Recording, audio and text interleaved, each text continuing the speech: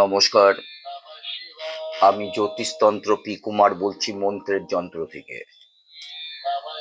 আমি আজ ভাগ্য বিচারে যারা যেই মাসে জন্মগ্রহণ করেছেন সেই মাসটি কেমন যাবে এবং সেই মাসটির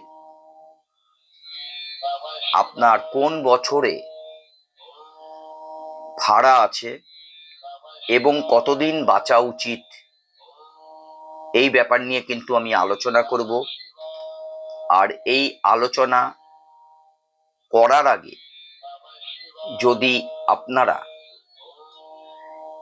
এই আমার মন্ত্রের যন্ত্র এই চ্যানেলটাকে যদি সাবস্ক্রাইব, শেয়ার এবং লাইক করেন, তাহলে কিন্তু এই অজানা কথা যা অনেক মানুষ জানেন না, ঠিক তাদের হাতে পৌঁছে যাবে।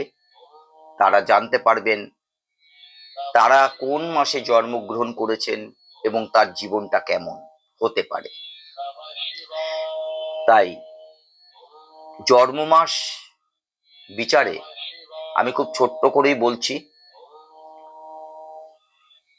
যারা বৈশাখ মাসে জন্মগ্রহণ করেছেন ঠিক তাদের জন্য এই মাসে জন্ম হলে সেই জাতক হয় খুব সরল প্রকৃতির। আমি আবার বলছি, বৈশাখ মাসে যারা জন্মগ্রহণ করেছেন তারা সেই জাতক বা জাতিকা তারা কিন্তু অনেকটাই সরল প্রকৃতির হন, ন্যায়বান ও উদার প্রকৃতির হয়ে থাকে। যারা বৈশাখ মাসে জন্মগ্রহণ করেছেন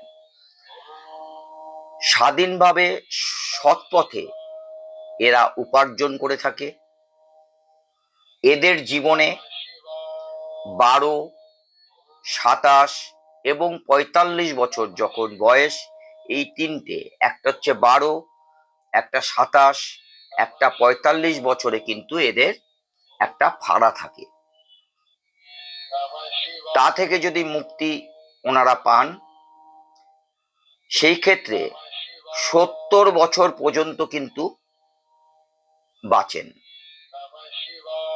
এদের মধ্যে বেশিরভাগই যারা বৈশাখ মাসে জন্মগ্রহণ করেছেন তাদের মধ্যে বেশিরভাগ দেখা যায় তারা সাহিত্য চর্চা করে থাকেন।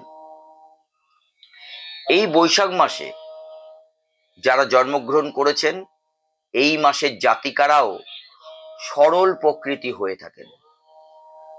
এদের 3, 7 ও 30 বছরে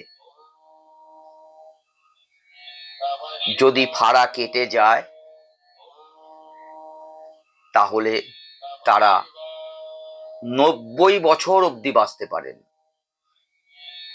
যারা বৈশাখ মাসে জন্মগ্রহণ করেছেন তাদের উদ্দেশ্যে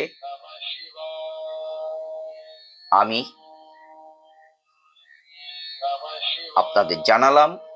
আপনারা পুঙ্খানুপুঙ্খভাবে এটা যদি আপনারা শোনেন এবং মনে রাখতে পারেন, তাহলে কিন্তু আপনার জীবনে মিলে যেতে পারে। নমস্কার।